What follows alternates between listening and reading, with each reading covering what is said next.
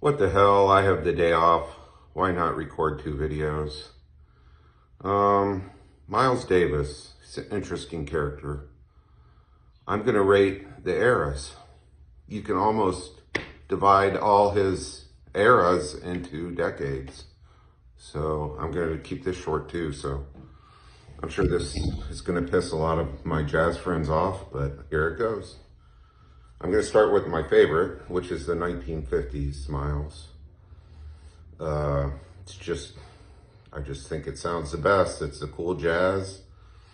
It's getting more laid back. He's playing a lot of cool songs or covers of Gershwin songs and such.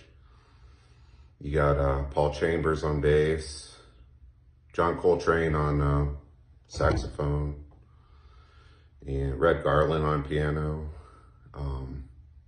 That's the era I listen to the most. Set two is difficult.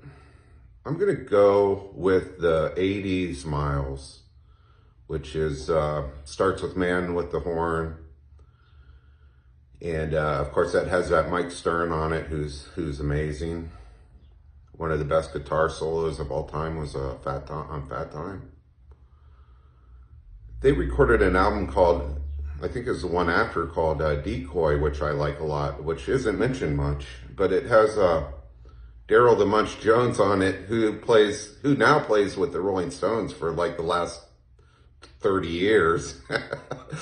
And you wouldn't even be able to tell how great of a bass player he is if you just listen to him with the Rolling Stones, but I mean, he's phenomenal. And he put in that album and he's just amazing. And but do I blame him for playing with the Rolling Stones? Hell no.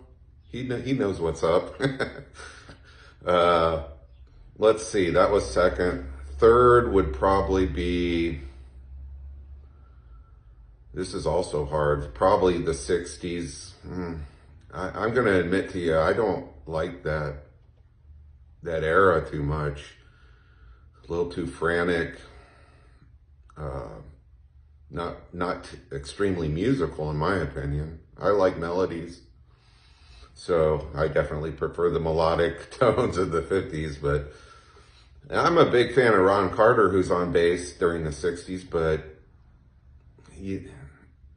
I actually prefer Ron Carter on other people's albums and his solo albums. He didn't really sound like the Ron Carter that we know of today back then.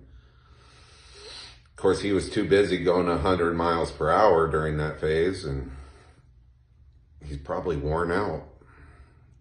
Not a ton of solos, to be honest with you. I'm going off on a bass tangent instead of Miles Davis. But, so, whatever. Then it's not, probably the 40s with Charlie Parker, although they weren't under his name. His bebop, I'd probably maybe put that before the 60s Miles now that I think about it. Probably a little more listenable. So sorry for that one. Just switch these two around. If you ever question whether Miles was a good trumpet player, go listen to him with Charlie Parker. So, and then my least favorite is the 70s. I'm kind of one of these people that likes my rock and my jazz, but I don't necessarily like the combination, especially during that phase. It sounds so dated right now, I can't even listen to it. Part of that's the instrumentation.